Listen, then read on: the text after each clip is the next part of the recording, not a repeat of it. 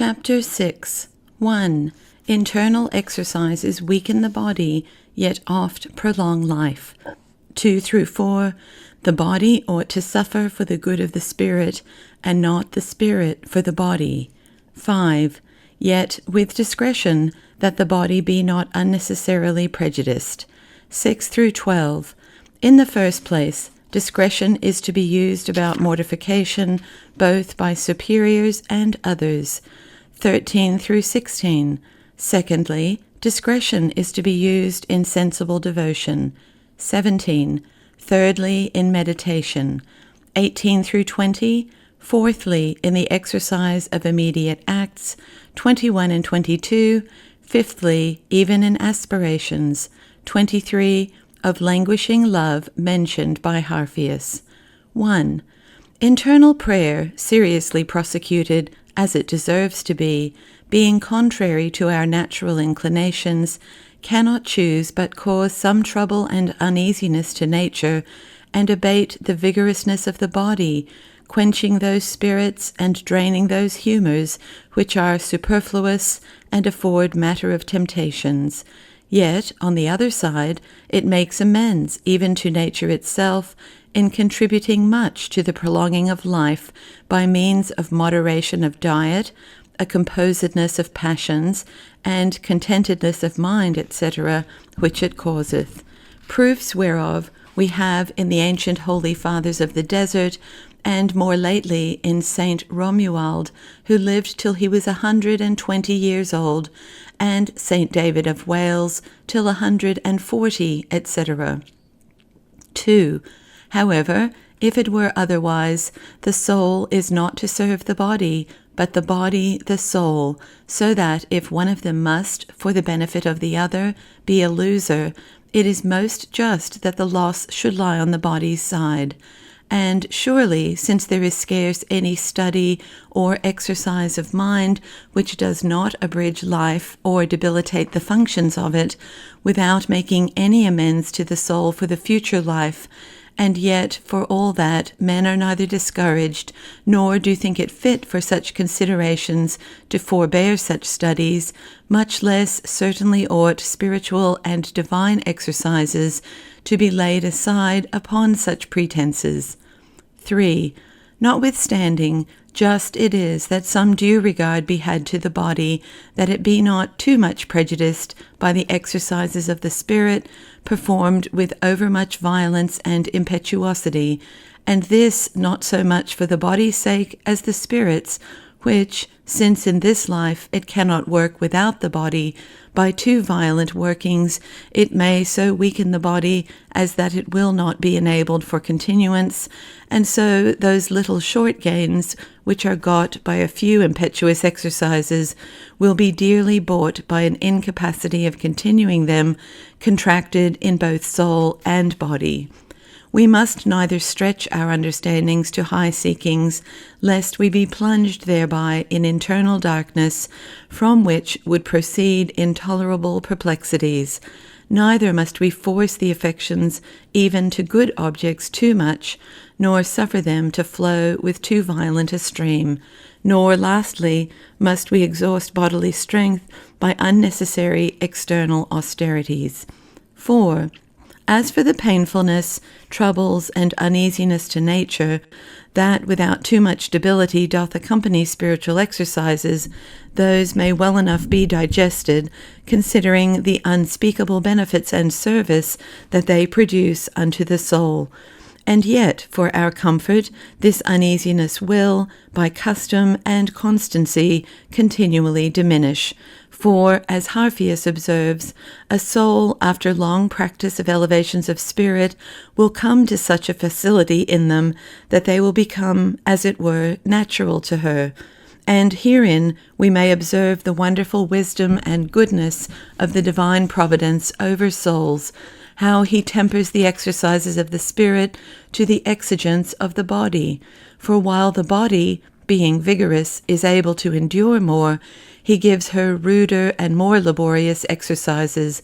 But when, by long continued workings, it has become so feeble that any violent intention of the spirit, or rude external mortifications, of which there is no need, would overwhelm it, then the exercises are most easy, peaceable, silent, and serene, yet infinitely more full of virtue than formerly.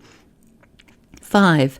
Now, the peculiar virtue by which all harmful inconveniences, either to the body or spirit, may be avoided, is that supernatural discretion by which a soul is enabled to hold a mean and avoid the vicious extremes in the practicing of all spiritual duties. It is justly called a supernatural virtue, because God only can bestow it, for all the wit and philosophy in the world are but mere folly and blindness in these matters, and this he does principally by the means of prayer, with the use of requisite abstraction and attendance to his divine inspirations, whereby we shall receive a celestial habitual light to direct us in all things suitably to our own particular dispositions and abilities, for no one man can in all matters be a rule unto another. 6. Now, as touching a particular application of this supernatural discretion to the exercises of an internal life, much hath already been set down dispersedly in these treatises. I will, therefore, only point at some few considerations which, in the practice of the several duties of a contemplative life, do regard this mistress of all virtues, discretion, which surely deserves above all other to be purposely and by itself treated of, inasmuch as without it all other virtues are imprudent, that is, not virtues at all. 7. First, therefore, in regard of the duty of mortification, I speak now only of necessary mortifications, of which kind all are to be esteemed that come from God, either immediately or by means of others, especially superiors. A soul is to esteem those mortifications which a superior, beyond the rule, shall voluntarily impose upon the subject, to be to the subject himself necessary, however voluntary to the superior. 8. Now, superiors ought rarely to impose such kind of mortifications on their subjects, because so many circumstances are required to make them well imposed, that a great measure of illumination from God is requisite for those that practice the imposing of them. For 1. The superior must evidently see that the subject in probability will make good use of them. 2. And that though they may do the subject good some one way, yet they will not harm him more another. 3. He must take heed that others be not scandalized thereby. 9. The like circumstances are to be observed by a particular person that would voluntarily assume mortification, for want of which point of discretion Harphius saith, that such kind of strange, odd, and uncouth mortifications as are imposed and practiced in some communities ought not to be voluntarily assumed, as if with a design therefore to be despised by another. 10. The author of The Abridgment of Perfection justly imputes indiscretion to those who will never give rest to nature, but will always have some cross or other, exterior or interior, by which to mortify nature. For, saith he, the highest perfection is not to desire to be always suffering, but to be content to suffer all that by God's providence shall befall us, which contentment is taken away by that continual anxiety which those most suffer that will needs be always upon the rack. 11. In like manner, Harphius taxes those that think themselves ready for afflictions, and complain that they want occasions to exercise their resignation. For, says he to such an one, thou deceivest thyself by pride. God does see that as yet thou art not indeed ready and strong enough for extraordinary trials, for if he did, he would not fail to furnish thee with occasions. He will send an angel from heaven on purpose to exercise a soul, rather than she would want mortifications for her good. Therefore, let souls never be solicitous, nor set themselves to devise or procure mortifications, as if they thought God had forgotten them. Notable examples of this providence of God may be seen in the life of Thallerus, where, likewise, we read how God reprehended the layman that converted Thallerus in his sleep for certain assumed voluntary corporal austerities. To this purpose, there is a memorable passage in the life of Suso concerning a spiritual daughter of his, who of herself was disposed to have undertaken some great corporal mortifications, but was dissuaded by Suso, although himself, by a special call from God, did use very violent and sharp ones, in which discourse there are many excellent documents, very well deserving to be perused by the devout reader. 12. Let a soul, therefore, seriously practice that mortification of mortifications, which is pure internal prayer, and with it join a diligent good use of those mortifications, attending her state of life, or sent her otherwise from God, not omitting those most efficacious internal mortifications by acts of humiliation and annihilation of herself, and so doing she will have little reason to complain of want of exercise of this virtue.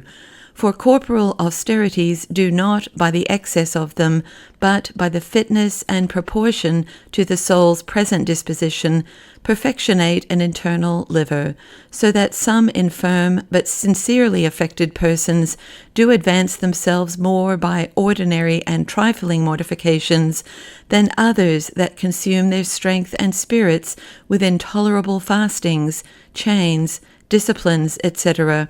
For, as Cassian says in the preface to his Institutions, si rationalabilis possibilium mensura servetur eadem observantia perfectio est etiam in impari facultate, that is, if a reasonable, discreet measure of austerities that ordinarily are not above our power be observed, there will be the same perfection of observance where the external abilities are unequal.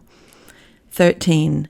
In the next place, there is great use of discretion in sensible devotion, by which, saith Harphius, some souls are so far carried away, so besotted with self-love and self-will in the use of it, that no advice from the most experienced will avail to moderate them, till it be too late to amend, until they find themselves unable to support any serious application to exercises of the Spirit. Nevertheless, saith he, having thus by their indiscretion brought on themselves this inconvenience, they may for all that merit much, if with humility, patience, and resignation they will accept of such their infirmity. 14. We ought, therefore, much rather to mortify such sensible fervour than use force to increase it, applying hereto that saying of the wise man, Proverbs 25:16, Hast thou found honey, eat of it what may be sufficient for thee, lest thou be filled and vomit it up. 15. All the merit that is in sensible devotion consists in the concurrence of the superior will to those acts, without which it will not help to raise the soul out of her natural state.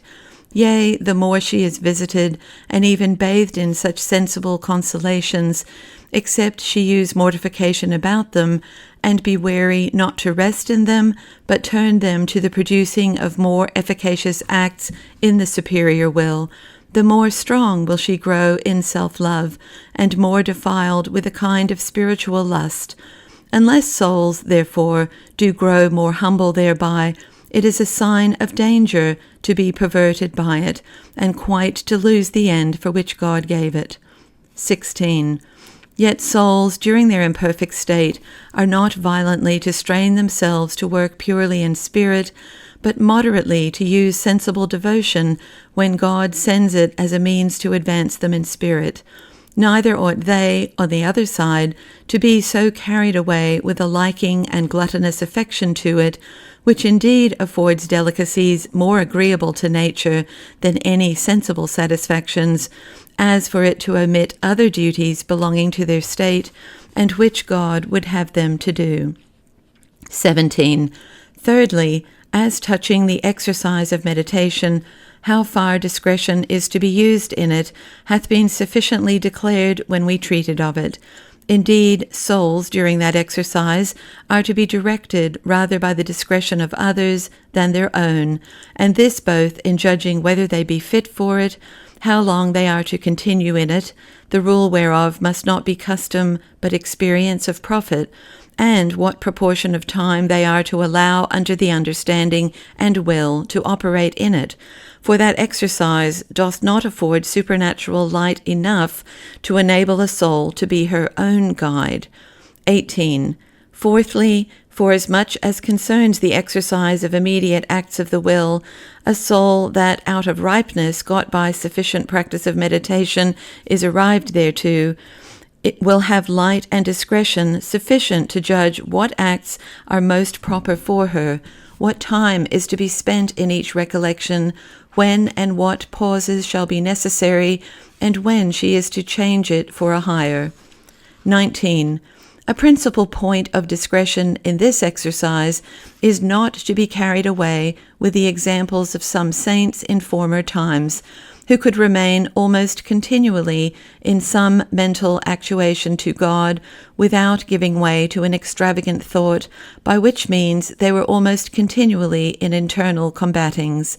An indiscreet imitation of such examples, as likewise a too violent producing of acts upon one another, would so oppress ordinary spirits that it would put them into an incapacity of ever being able to pray for the future.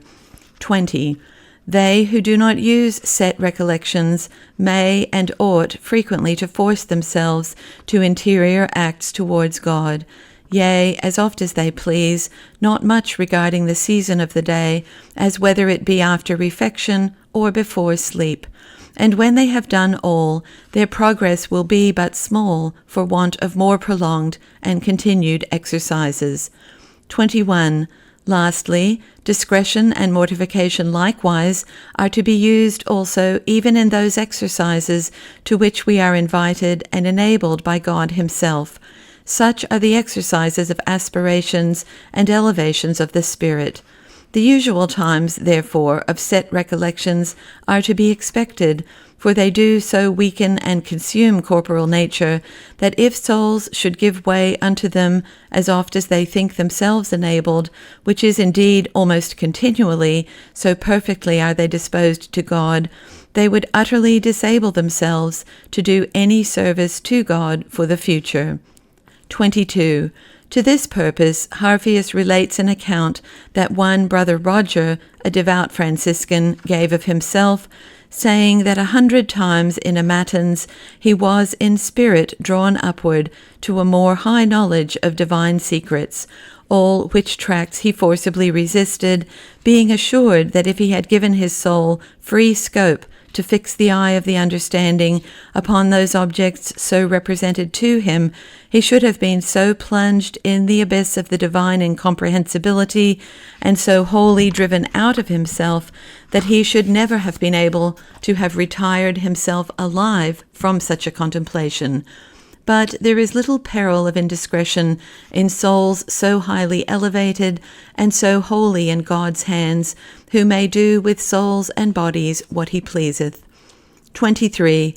The same Harphius describes the state of some other souls not so sublimely elevated, who yet are so languishing in their love to God, and in such an impatient ardour and thirst after him, that it makes the body to faint and quite wither away, and therefore he calls them martyrs of love. Now, by this languishing love, I conceive, is understood a love much in sensuality, though the object thereof be God, and it is exercised about the heart much after the same manner that a violent but chaste love is oft exercised between absent persons of different sexes, so that I take it to be the highest degree of sensible devotion. Now, though Harphius says that such martyrs of love, dying corporally through the extremity of passion, do immediately pass into heaven, having been already purified in the purgatory and fire of love, notwithstanding, although no doubt such souls die in a most secure estate, yet it may be they will not escape some degree of purgatory for their indiscreet yielding to the impulses of nature in the exercising of this love, which, though truly divine, is yet far less perfect than that pure love which in perfect contemplation is exercised in the intellectual soul, without any sensible change or redundance of the body, for the tree of love is in no sort to be plucked up by the roots, as long as there is any hope that it may be in a disposition or capacity to bring forth more fruit.